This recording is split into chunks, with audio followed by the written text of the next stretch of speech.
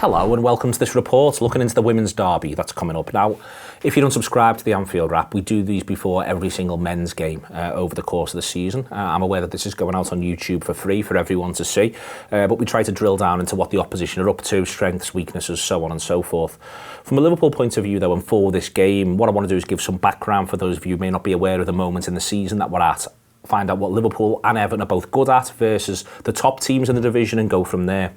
The good news, I think, for Liverpool and Everton right now is that if you have a look at this league table, Liverpool and Everton should be very much, both feel that they can focus on looking upwards at this stage of the season. Everton especially, sitting in 6th, 20 points on the board, having played 14 games. They've won 6 of those, drawn 2 and lost 6. Liverpool 14 points, 6 behind the Blues, won 4, drawn 2, lost the rest. Only one team goes down, and it's a 22 game division in the Women's Super League. So you can see there that Leicester now are in a situation where if they're remaining 7 games, they'd need to win 3 of them and have Liverpool pick up only 1 point realistically from the remaining games to feel as though they would finish above them. And Leicester have only won 2 of the 15 games over the course of the season. It means that Liverpool can maybe look up towards West Ham, and they've still got to go to West Ham, Liverpool Women. And it means Everton can possibly look up towards Aston Villa, although Aston Villa are having an excellent season. To sort of take us through the context of where these seasons are, here's all of Liverpool's results over the course of the campaign. The blanks are where the games haven't yet happened. And you can see that Liverpool have won 4 of their home games. They've got themselves only 2 draws away, and they haven't won an away game so far this season. That should be one of the targets for the Reds, and this one coming up at Goodison Park is one of the better opportunities they've got. They've obviously still got to go to Leicester, who do sit bottom. They've got to come up against West Ham United as well, who are directly above them, so they could fancy that one. So probably the 3rd best opportunity to win an away game for Liverpool between now and the end of the campaign is this one coming up against Everton. On the flip side, what you can see from the Blues is that they've done really, really well in terms of beating the sides that you would expect them to have a good chance of beating. So they've beaten West Ham at home, lost them away. Won against Liverpool at Anfield earlier this season, an excellent 3-0 where Everton's speed of moving the ball very much confounded the Reds. Reading, they beat them at home. They won away at Tottenham as well, who Liverpool beat at home last week. And they got themselves a good home win against Leicester, drawing the away game, which is the most recent performance they've put in. Won at Villa as well earlier in the season, a really good win. Chelsea, Manchester United, Manchester City and Arsenal have all proven too strong, although they got themselves a good away 0-0 draw against United earlier this season. Everton. What's interesting is you look at the XG difference and we can see who the 4 powerhouse sides in the division are. If you have a little look at that there, it's the underlying numbers, non-penalty, expected goals difference. Chelsea, who currently sit top of the pile, are in 4th place on the underlying numbers, but they're all quite close together, Manchester United, Arsenal and Manchester City. Brighton performing the worst, then Leicester, then Reading, West Ham United, then it's Everton, and there's a little bit of a gap between Everton and Liverpool, but they're sort of the same as well. Tottenham doing a little bit better than you would expect, given where their league position is, and Villa about sort of average, which sort of makes sense given the fact that they sit in 5th place at the moment. All of these stats, by the way, come from StatsBomb, and they are a pleasure to work with. I just want to run through and you'll see how strong, because I'm going to show you the radar for Liverpool women and Everton women in a minute or two in comparison to each other for attacking and defending. I just want to run through quick the strength of the attacking radars from the top 4, because I think it's important to see the context as to how much greater they are and how they skew the stats. So very quickly, here's Chelsea women's shape, and you can see how impressive they've been in some areas over the course of this season, especially strong from set pieces.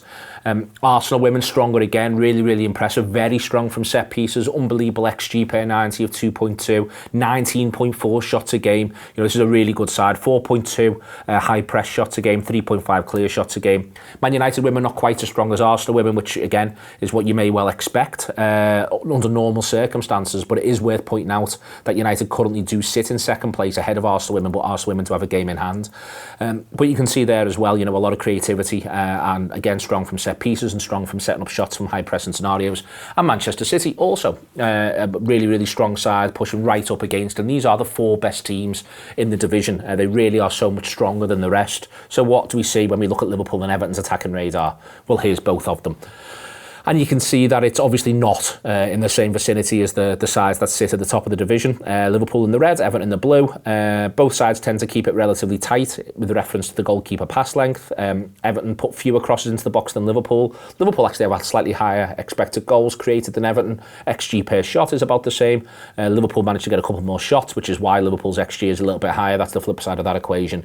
Everton slightly better from counter-attacking situations. Both pretty good from set pieces, and Liverpool have got the threat of Meg Campbell's throw-ins, and Liverpool a little bit better in high pressing scenarios. Everton really strong in the context of counter-attacking shots conceded, don't allow many of them. Sides very close together on clear shots, and you can see in there as well, you know, Everton's XG conceded is a little bit lower than Liverpool, sorry, a little bit higher than Liverpool so far this season. But again, much of the muchness in terms of the underlying numbers from both sides in both attacking and defending senses over the course of the campaign. So what is it that Everton do well? The trend line has them sort of moving there, XG created being markedly lower than XG conceded. That's going through the whole season, looking on a rolling 10-game average. That's the way we do these on StatsBomb. They look at the previous 10 games in terms of where that performance is. So again, you know, it's worth sort of saying, what is it that this Everton side does very, very well? But one of the things it does well is it's got genuine pace towards goal. So they're very, very good at picking the ball up and running towards goal. West Ham, Tottenham and Everton all attack quickly. It's interesting that of the better sides, Manchester United, Manchester City, Arsenal are all below average on that metric, Chelsea about average. But what Tottenham, West Ham and Everton do is when they get the opportunity to do it, they accelerate towards goal. Everton's successful dribbles, second best in the division, very, very good at carrying the ball, and this puts them more in the vicinity of sides such as Arsenal, Manchester United. Everton's second best and Manchester City the best around successful dribbles. So this is an Everton side who are really, really good technically and can carry the ball forward with pace. And counter-press and regains, interestingly. Everton's second strongest for that as well, just behind Manchester United, and ever so slightly better than Chelsea. That is an interesting statistic there for all the Blues. Leicester the poorest in the division, West Ham and then Liverpool. So this is an Everton side that's very, very good at winning it back after it's immediately lost the ball. And Liverpool will have to be conscious of that during the course of this game. What else do we have from them then? What else have Everton done well this season? Well, first and foremost, they've overperformed their expected goals. They've created 11.6 worth of chances over the course of the campaign, Everton, but they've scored 16, which suggests that they've been finishing really rather impressively. But the outstanding performance is this. Expected goals 22.3 against, and they've only conceded 13, not including penalties. That's a really staggering overperformance, and the first place that you look in that context is the goalkeeper. And here we can see Courtney Brosnan for Everton is having a phenomenal season. 98th percentile for shot stopping. To put that in context, I think Mary Earps is about 3% claims taken, 96th percentile so far this season as well. You know, this is excellent stuff from Courtnney Brosnan, and she really has been, in terms of shot stopping, the outstanding performer across the whole of the division so far this season. And part of why Everton are where they are in the table is because of her ability between the sticks. The last little thing I just want to show you before this one against Everton, I'll come on to in a minute, it's just something that grabbed me that I thought would be really rather entertaining. Everton flit systems, they'll sometimes play a 3 and sometimes play a 4. I think from Liverpool's point of view coming into this, you know, they've got to make a better fist of it than they did the game at Anfield earlier in the season, and they've got to build on the success they've had recently. Both sides have got injury issues at the moment. Liverpool are looking like they're going to get a few back for this one if we're lucky, and hopefully we can firstly see a really, really good game at Goodison Park, but secondly, it would be good if Liverpool could find the way through to the first away win. The way they're going to have to do it is allow that when they get the chances, they're going to have to take them. But the other thing they have in their armoury at Goodison Park is this. That's the throw-in XG over the course of the season.